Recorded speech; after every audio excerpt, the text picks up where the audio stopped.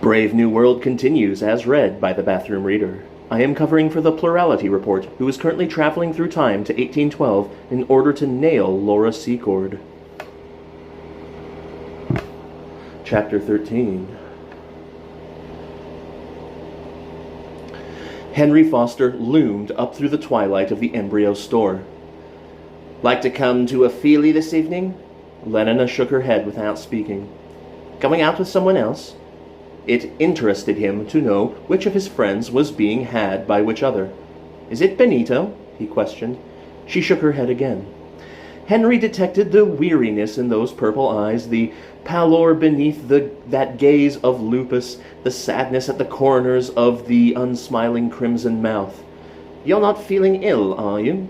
he asked, a trifle anxiously, afraid that she might be suffering from one of the few remaining infectious diseases. Yet once more Lenina shook her head. "Anyhow, you ought to go and see the doctor," said Henry. "A doctor a day keeps the jim-jams away," he added heartily, driving home his hypnopedic adage with a clap on the shoulder. "Perhaps you need a pregnancy substitute," he suggested, "or else an extra strong VPS treatment. Sometimes, you know, the standard passion surrogate isn't quite—" "Oh, for God's sake!" "Ford's sake," said Lenina, breaking her stubborn silence. "Shut up!" And she turned back to her neglected embryos. A VPS treatment indeed. She would have laughed if she hadn't been on the point of crying, as though she hadn't gotten enough VP of her own. She sighed profoundly as she refilled her syringe. "John," she murmured to herself. "John." Then, "My Ford," she wondered. "Have I given this one its sleeping sickness injection, or haven't I?" She simply couldn't remember. In the end, she decided not to run the risk of letting it have a second dose and moved down the line to the next bottle. 22 years, 8 months, and 4 days from that moment, a promising young Alpha-Minus administrator at Mwanza was to die of trypanosomiasis. The first case for over half a century. Sighing, Lenina went on with her work. An hour later, in the changing room, Fanny was energetically protesting. "But it's absurd to let yourself get into a state like this. Simply absurd," she repeated. "And what's it about? A man. One man. But he's the one I want. As though there weren't millions of other men in the world. But I don't want them. How can you know till you've tried?" "I have tried." "But how many?" asked Fanny, shrugging her shoulders contemptuously. "1? 2? "Dozens, but—" shaking her head. "It wasn't any good," she added. "Well, you must persevere," said Fanny sententiously, but it was obvious that her confidence in her own prescriptions had been shaken. "Nothing can be achieved without perseverance."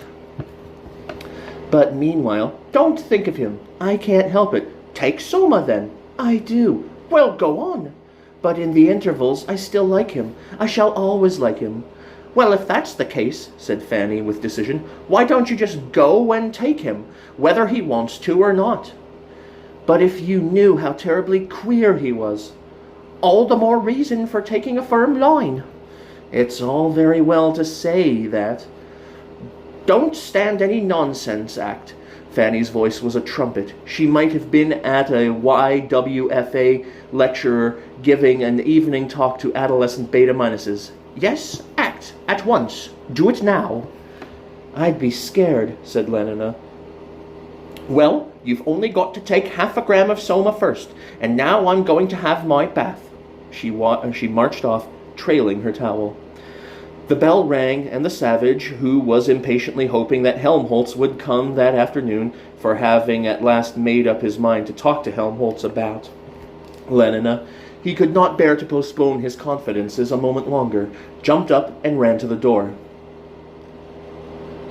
"I had a premonition it was you, Helmholtz," he shouted as he opened the door.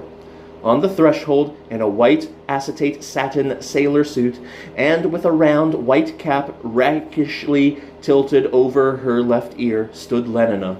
"Oh," said the savage, as though someone had struck him a heavy blow. Half a gram had been enough to make Lenina forget her fears and her embarrassments.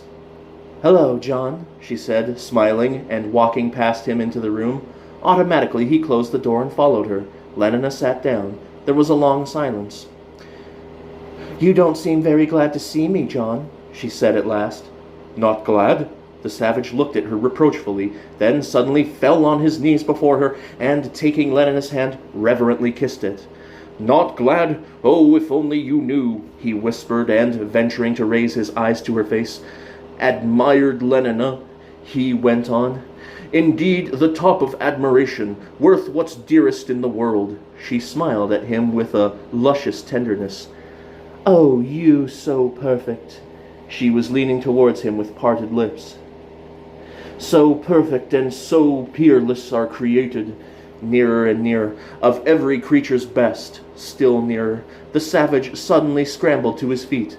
"That's why," he said, speaking with averted face, "I wanted to do something first. I mean, to show I was worthy of you. Not that I could ever really be that, but at any rate to show I wasn't absolutely unworthy. I wanted to do something."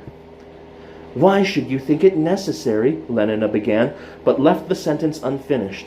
There was a note of irritation in her voice.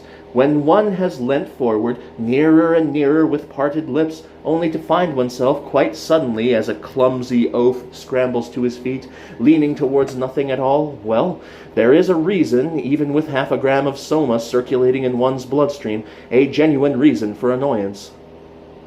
"At Malpais," the savage was incoherently mumbling, "you had to bring her the skin of a mountain lion. I mean, when you wanted to marry someone, or else a wolf." "There aren't any lions in England," Lenina almost snapped. "And even if there were," the savage added, with sudden contemptuous resentment, "people would kill them out of helicopters, I suppose, with poison gas or something. I wouldn't do that, Lenina." He squared his shoulders, he ventured to look at her, and was met with a stare of annoyed incomprehension. Confused? "I'll do anything," he went on, more and more incoherently. "Anything you tell me. There be some sports are painful, you know, but their labor delight in them sets off. That's what I feel. I mean, I'd sweep the floor if you wanted." "But we've got vacuum cleaners here," said Lenina in bewilderment. "It isn't necessary." "No, of course it isn't necessary, but some kinds of baseness are nobly undergone. I'd like to undergo something nobly. Don't you see?" "But if there are vacuum cleaners—" "That's not the point." "And epsilon semi-morons to work them," she went on. "Well, really, why?" "Why? But for you. For you. Just to show that I—" "And what on earth vacuum cleaners have got to do with lions?" "To show how much—" "Or lions being glad to see me." She was getting more and more exasperated. "How much I love you, Lenina," he brought out almost desperately. An emblem of the inner tide of startled elation, the blood rushed up into Lenina's cheeks. "Do you mean it, John?" "But I hadn't meant to say so," cried the savage, clasping his hands in a kind of agony. "Not until— Listen, Lenina, in Malpais, people get married." "Get what?" The irritation had begun to creep back into her voice. What was he talking about now? "For always. They make a promise to live together, for always." "What a horrible idea!" Lenina was genuinely shocked. "Outliving beauty's outward, with a mind that doth renew swifter than blood decays." "What?" "It's like that in Shakespeare, too. If thou dost break her virgin knot, before all sanctimonious ceremonies may with full and holy rite—" "For Ford's sake, John, talk sense. I can't understand a word you say. First it's vacuum cleaners, then it's knots. You're driving me crazy." She jumped up and, as though afraid that he might run away from her physically as well as with his mind, caught him by the wrist. "Answer me this question. Do you really like me, or don't you?" There was a moment's silence. Then, in a very low voice, "I love you more than anything in the world," he said.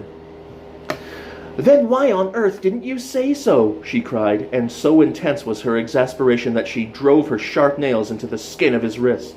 "Instead of driveling away about knots and vacuum cleaners and lions and making me miserable for weeks and weeks." She released his hand and flung it angrily away from her. "If I didn't like you so much," she said, I'd be furious with you." And suddenly her arms were round his neck. He felt her lips soft against his own, so deliciously soft, so warm and electric that inevitably he found himself thinking of the embraces in 3 weeks in a helicopter. Oh, the stereoscopic blonde and the more than real blackamoor. Horror, horror, horror. He tried to disengage himself, but Lenina tightened her embrace. "Why didn't you say so?" she whispered, drawing back her face to look at him. Her eyes were tenderly reproachful. "The murkiest den, the most opportune place," the voice of conscience thundered poetically. "The strongest suggestion our worser genius can, shall never melt mine honor into lust. Never, never," he resolved. "You silly boy," she was saying. "I wanted you so much, and if you wanted me too, why didn't you—" "But Lenina," he began protesting, and as she immediately untwined her arms, as she stepped away from him, he thought for a moment that she had taken his unspoken hint. But when she unbuckled her white patent cartridge belt and hung it carefully over the back of a chair, he began to suspect that he had been mistaken. "Lenina," he repeated apprehensively. She put her hand to her neck and gave a long vertical pull. Her white sailor's blouse was ripped to the hem, suspicion condensed into a too solid certainty. "Lenina, what are you doing?" Zip, zip, her answer was wordless. She stepped out of her bell-bottom trousers. Her zippy-kamikniks were a pale shell pink. The arch community songster's golden tea dangled at her breast. "For those milk paps that through the window bars bore at man's eyes," the singing, thundering, magical words made her seem doubly dangerous, doubly alluring. Soft, soft, but how piercing, boring and drilling into reason, tunneling through resolution. The strongest oaths are straw to the fire of the blood. Be more abstemious, or else. Zip. The rounded pinkness fell apart like a neatly divided apple. A wriggle of the arms, a lifting first of the right foot, then the left. The zippy-kameniks were lying lifeless as though deflated on the floor. Still wearing her shoes and socks, and her rakishly tilted round white cap, she advanced towards him. "Darling, darling, if only you said so before," she held out her arms. But instead of also saying, "darling," and holding out his arms, the savage retreated in terror, flapping his hands at her as though he were trying to scare away some intruding and dangerous animal. 4 backward steps, and he was brought to bay against the wall. "Sweet," said Lenina, and laying her hands on his shoulder, pressed herself against him. "Put your arms round me," she commanded. "Hug me till you drug me, honey." She, too, had poetry at her command, new words that sang and were spells and beat drums. "Kiss me," she closed her eyes. She let her voice sink to a sleepy murmur. "Kiss me till I'm in a coma. Hug me, honey, snugly." The savage caught her by the wrists, tore her hands from his shoulders, thrust her roughly away at arm's length. "Ow! You're hurting me! Oh!" She was suddenly silent. Terror had made her forget the pain. Opening her eyes, she had seen his face. No, not his face. A ferocious stranger's, pale, disoriented, twitching with some insane, inexplicable fury. Aghast. "But what is it, John?" she whispered. He did not answer, but only stared into her face with those mad eyes. The hands that held her wrists were trembling. He breathed deeply and irregularly, faint almost to imperceptibility, but appalling. She suddenly heard the grinding of his teeth. "What is it?" she almost screamed. And as though awakened by her cry, he caught her by the shoulders and shook her. "Whore!" he shouted. "Whore! Impudent strumpet!" "Oh, don't, she protested in a voice made grotesquely tremulous by his shaking. "Whore! Please!" "Damned whore!" "A gram is better," she began. The savage pushed her away with such force that she staggered and fell. "Go!" he shouted, standing over her menacingly. "Get out of my sight or I'll kill you." He clenched his fists. Lenina raised her arm to cover her face. "No, please don't, John." "Hurry up! Quick!" One arm still raised, and following his every movement with a terrified eye, she scrambled to her feet and, still crouching, still covering her head, made a dash for the bathroom. The noise of that prodigious slap by which her departure was accelerated was like a pistol shot. "Ow!" Lenina bounded forward. Safely locked into the bathroom, she had leisure to take stock of her injuries. Standing with her back to the mirror, she twisted her head. Looking over her left shoulder, she could see the imprint of an open hand, standing out distinct in crimson on the pearly flesh. Gingerly, she rubbed the wounded spot. Outside, in the other room, the savage was striding up and down, marching to the drums and music of magical words. The wren goes to, and the small gilded fly does lecher in my sight. Maddeningly they rumbled in his ears. The fichu nor the soiled horse goes taut with a more riotous appetite. Down from the waist they are centaurs, though women all above. But to the girdle do the gods inherit. Beneath is all the fiends. There's hell, there's darkness, there is the sulphurous pit. Burning, scalding stench, consumption. Fie, fie, fie, pa, give me an ounce of civet, good apothecary, to sweeten my imagination. "John," ventured a small, ingratiating voice from the bathroom. "John." "O thou weed, who are so lovely fair, and smelt so sweet, that the sense aches up at thee, was this most goodly book made to write whore upon? Heaven stops the nose at it." But her perfume still hung about him. His jacket was white with the powder that had scented her velvety body. Impudent strumpet, impudent strumpet, impudent strumpet. The inexorable rhythm beat itself out. Impudent. "John, do you think I might have my clothes?" He picked up the bell-bottom trousers, the blouse, and the zipicaminics. "Open," he ordered, kicking the door. "No, I won't." The voice was frightened and defiant. "Well, how do you expect me to give them to you?" "Push them through the ventilator over the door." He did what she suggested, and returned to his uneasy pacing of the room. Impudent strumpet, impudent strumpet, the devil luxury with his fat rump and potato finger. "John," he would not answer. Fat rump and potato finger. "John." "What is it?" he asked gruffly. "I wonder if you'd mind giving me my Malthusian belt."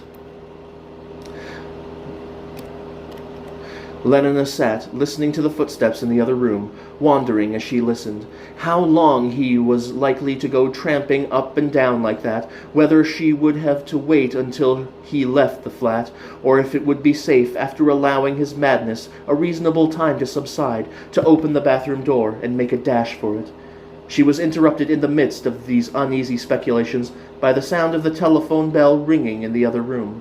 Abruptly the tramping ceased. She heard the voice of the savage, parleying with silence. "Hello." "Yes." "If I do not usurp myself, I am." "Yes, didn't you hear me say so? Mr. Savage speaking." "What? Who's ill?" "Of course it interests me." "But is it serious? Is she really bad?" "I'll go at once." "Not in her rooms anymore. Where has she been taken?" "Oh my God! What's the address?" 3 Park Lane, is that it? 3. Thanks. Lenina heard the click of the replaced receiver, then hurrying steps.